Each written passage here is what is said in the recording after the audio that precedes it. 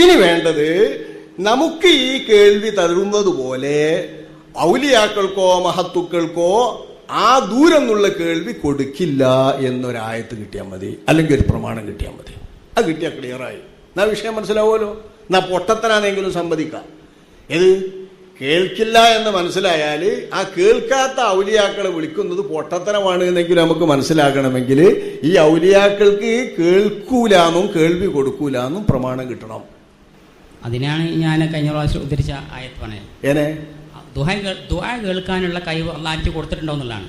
സൃഷ്ടികൾക്ക് ദുആ കേൾക്കാനുള്ള കഴിവ് കൊടുത്തിട്ടുണ്ടോ അള്ളാഹ്? അത് കൊടുത്തിട്ടില്ല. ഞാൻ ഖുർആൻ ഖണ്ഡിതമായി പറഞ്ഞു. എങ്ങനെ പ്രാർത്ഥന ദുആ കേൾക്കാനുള്ള കഴിവ് അള്ളാഹു സൃഷ്ടികൾക്ക് കൊടുത്തിട്ടുണ്ടോ എന്നുള്ളതാണ്. ആ കഴിവ് ഞാൻ ദ്വാരക്കുണ്ട്, നിങ്ങൾ കേൾക്കണില്ലേ?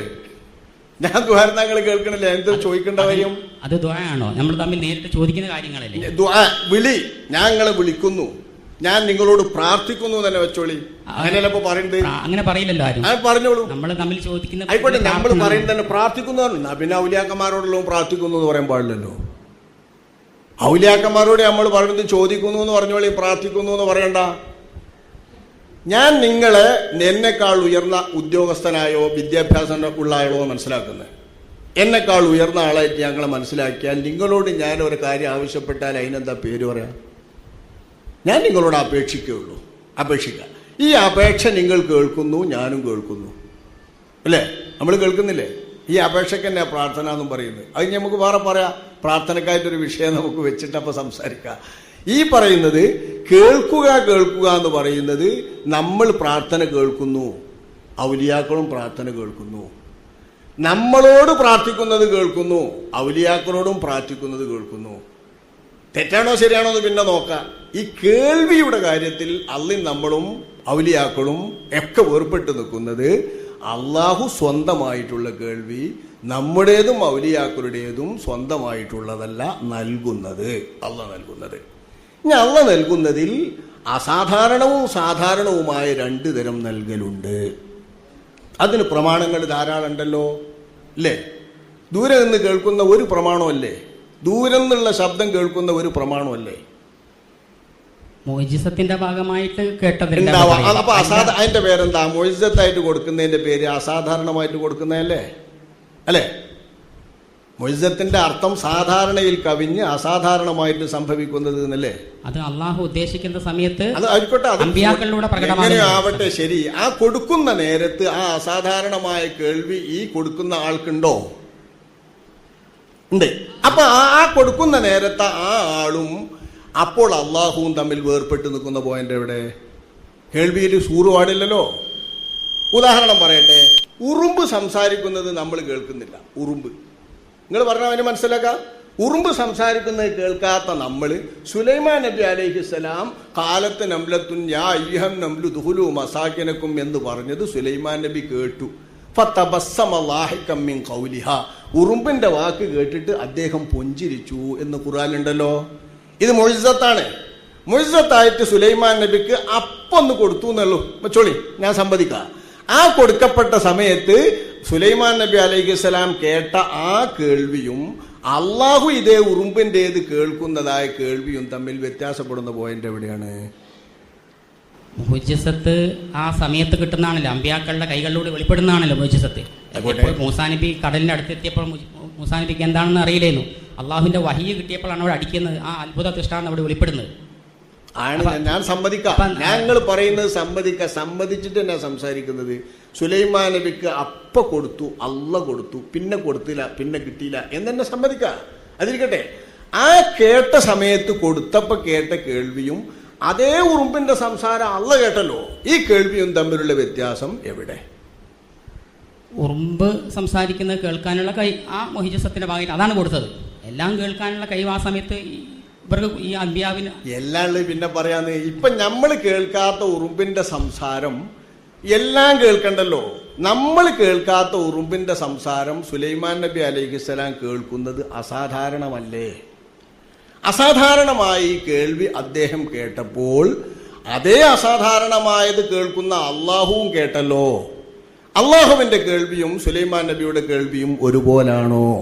വേർപെട്ട് നിൽക്കുന്ന പോയിന്റ് എവിടെയാണ്? അള്ളാഹുവിന്റെ ഗുണവിശേഷങ്ങളും സൃഷ്ടികളുമായിട്ട് താരതമ്യം ചെയ്യാൻ തന്നെ പാടില്ലല്ലോ.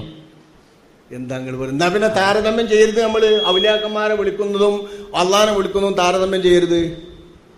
അള്ളാനെ വിളിക്കുന്നത് ബോറൊന്നാ, ഔലിയാക്കളെ വിളിക്കുന്നത് ബോറൊന്നാന്ന് പറയാ.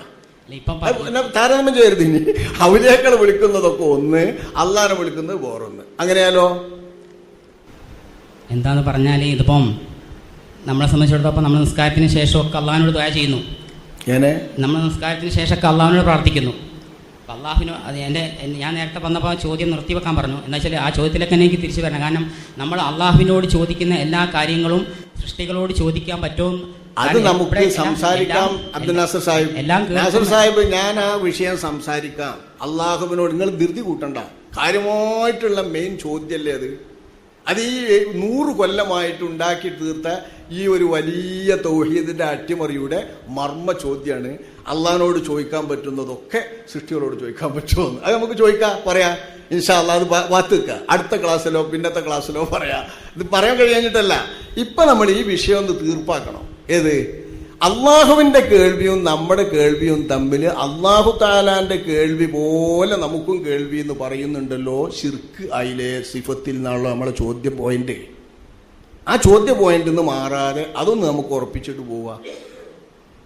അതിനുവേണ്ടി പറയുന്നത് സാധാരണമായി അസാധാരണമായി നമ്മൾ സാധാരണ കേൾക്കുന്നു അള്ളാഹു നൽകുന്നത് കൊണ്ട്. സുലൈമാൻ നബി അസാധാരണമായി കേട്ടു അള്ളാഹു നൽകിയപ്പോൾ. അപ്പൊ അള്ളാഹു നൽകി അള്ളാഹുവിൻ്റെത് നൽകപ്പെട്ടതല്ല, ആരും നൽകിയതല്ല എന്നിടത്തല്ലേ അള്ളാഹിൻ്റെയും നമ്മുടെയും കേൾവിയുടെ വ്യത്യാസ പോയിന്റ് അല്ലേ? അതൊന്ന് പറഞ്ഞേ. ഒന്നുകൂടെ വ്യക്തമാക്കണം പറഞ്ഞേ.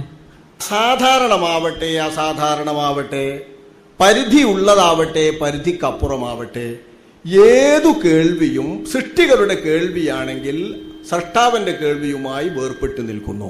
സൃഷ്ടാവിന്റെ കേൾവിക്ക് സമമല്ല. ഇതാണ് തൗഹീദിന്റെ ഞങ്ങൾ പഠിച്ച പാഠം. എന്തുകൊണ്ട്? അല്ലാഹു സുബ്ഹാനഹു വ തആലാന്റെ കേൾവി സ്വയം അവന്റെ ഗുണമാണ്. കേൾവിയില്ലാത്ത ഒരവസ്ഥ അള്ളാഹുവിനില്ല. കേൾവിയില്ലാത്ത ഒരല്ലാഹു ഇല്ല. നമ്മൾ കേൾക്കുന്നത് അള്ളാഹു നൽകുമ്പോൾ മാത്രമാണ്. അല്ലാഹു തആല നൽകിയില്ലെങ്കിൽ നമ്മൾ കേൾക്കൂല. സാധാരണ കേൾവിയാവട്ടെ അസാധാരണ കേൾവിയാവട്ടെ, ശബ്ദത്തിൻ്റെതായ സാധാരണ പരിധികൾ ലംഘിക്കട്ടെ, സാധാരണ പരിധിയിൽ ഒതുങ്ങട്ടെ, എങ്ങനെ വന്നാലും അള്ളാഹുവിന്റെ കേൾവിക്ക് സമമല്ല സൃഷ്ടികളുടെ കേൾവി. കാരണം സൃഷ്ടാവിന്റെ കേൾവി സൃഷ്ടാവ് എന്നുണ്ടോ അന്നേ ഉള്ളതാണ്. എന്നുണ്ടാവുമോ അന്നൊക്കെ നിലനിൽക്കുകയും ചെയ്യും. നമ്മുടെ കേൾവി നമ്മൾ ഉണ്ടാകുന്നത് തന്നെ പിന്നീട് അള്ളാഹ് ഉണ്ടാക്കിയപ്പോഴാണ്. അതുപോലെ കേൾവി തന്നപ്പോഴാണ് നമ്മൾ കേൾക്കുന്നതും. കേൾവി തരാതിരിക്കുന്നുവോ കേൾക്കൂല. നമ്മൾ മരിക്കുന്നുവോ എന്നാലും അല്ലാഹു തആല നൽകുന്ന സിദ്ധി ഇല്ലെങ്കിൽ ഇല്ല, ഉണ്ടെങ്കിലുണ്ട്. ഇങ്ങനെ വരും. നൽകുന്നത് നൽകാത്തത് എന്ന് പറയുന്നത് പോയിന്റ്. ഇതാണ് ഞങ്ങൾ പഠിച്ച തൗഹീദിന്റെ പാഠം. ഇതല്ലാത്ത ഒന്ന് നിങ്ങൾ പറഞ്ഞാൽ സ്ഥാപിക്കാൻ കഴിയില്ല നാസർ സാഹിബ്. അതാണ് കുഴപ്പം. ഇവർ പഠിപ്പിക്കുന്ന തൗഹീദിലെ ശിർക്കിന്റെ ഭാഗം സ്ഥാപിച്ച് സമർത്ഥിച്ചു കൊടുക്കാൻ കഴിയില്ല. നിങ്ങൾ സ്ഥാപിക്കുന്നാല് ഈ വിഷയത്തിൽ. അതുകൊണ്ടാണ് ഞാൻ അതുമായി ബന്ധപ്പെട്ട ചോദ്യം ചോദിച്ചത്. അതായത് അള്ളാഹുവിൻ്റെ റസൂല് ഒട്ടനവധി പ്രാർത്ഥനകൾ പഠിപ്പിച്ചു. സഹാബികൾ, താബികൾ ഈ 3 നൂറ്റാണ്ടിലെ ആരെങ്കിലും അമ്പിയാക്കളോടോ ഔലിയാക്കളോടോ അല്ലെങ്കിൽ മുൻകഴിഞ്ഞ പ്രവാചകന്മാരോടോ മറ്റോ പ്രാർത്ഥിച്ചതായിട്ട്, തേടിയതായിട്ട്, ഇതുപോലെ ഇന്നിപ്പോൾ പറയുന്ന പോലെ നമുക്ക് എന്ത് കാര്യവും നമ്മളിപ്പോൾ ഞാൻ പറഞ്ഞു കഴിഞ്ഞാൽ പല ആളുകളും പല ആവശ്യങ്ങൾക്ക് വേണ്ടി ചോദിക്കുന്നു, മനസ്സിൽ ചോദിക്കുന്നു ഒക്കെ പറഞ്ഞു.